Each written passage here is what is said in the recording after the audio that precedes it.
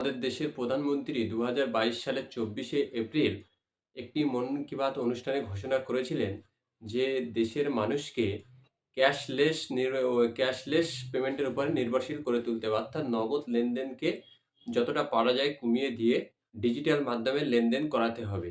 এটা ঘোষণা করেছিলেন তিনি ২০২২ সালের ২৪শে এপ্রিল এবং তিনি সেই মন কি বাত অনুষ্ঠানে আরও ঘোষণা করেছিলেন যে এই ক্যাশলেস পেমেন্টের উপরে ভারতবর্ষে একটি দিনকে নির্বাচিত করা হবে।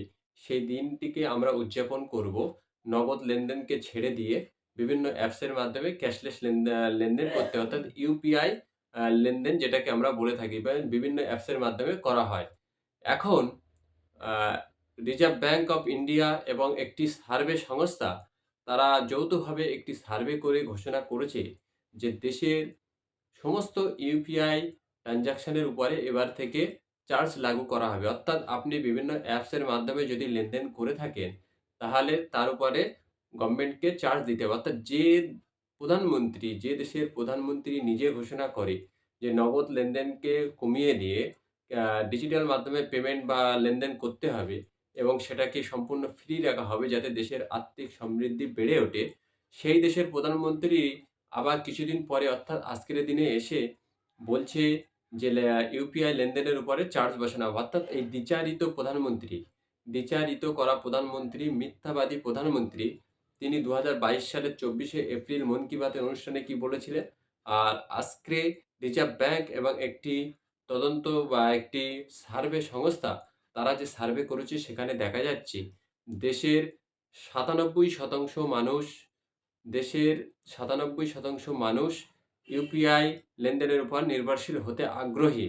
কিন্তু তার মধ্যে ৭৫% মানুষ ইউপিআইকে চার্জের আওতায় আনার বিরোধী। অর্থাৎ দেশের মানুষ বোঝাতে চাইছে যে ৭৫% মানুষ বোঝাতে চাইছে যে তারা ইউপিআই লেনদেন করতে আ অভ্যস্ত। কিন্তু এই ইউপিআই পেমেন্টের উপরে যে চার্জ বসানো হবে এটার বিরোধী তারা। অর্থাৎ দেশের একটি বৃহৎ সংখ্যের মানুষ তারা এই ইউপিআই লেনদেনকে ছেড়ে দিয়ে আবার যদি ক্যাশ লেনদেনে ফিরে যায় তাহলে আমাদের সেই মনমোহন সরকারের আমলেই ফিরে যেতে হবে।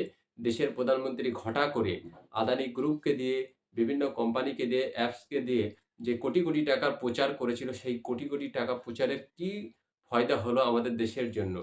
দেশের ৭৫% মানুষ তারা এই ইউপিআই লেনদেন লেনদেনে কোনো চার্জ দিতে রাজি নয় এবং এই আর্থিক বছরে দেখা গেল ১৩৯ বিলিয়ন টাকা ইউপিআই এর মাধ্যমে লেনদেন হয়েছে।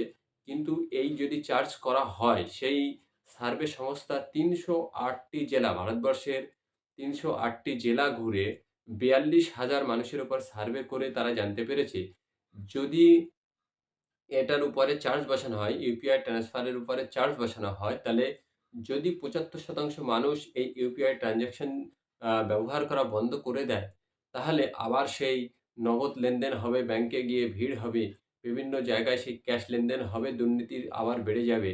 তাহলে দেশের প্রধানমন্ত্রী কি করে ঘটা করে digital India, digital payment, cashless day এই সমস্ত ঘোষণা করার কি প্রয়োজন ছিল? আসলে এদেশের প্রধানমন্ত্রী তিনি ওই কর্পোরেট সংস্থাদের কথায় চলে। তিনি নিজের ইচ্ছাতে চলে না।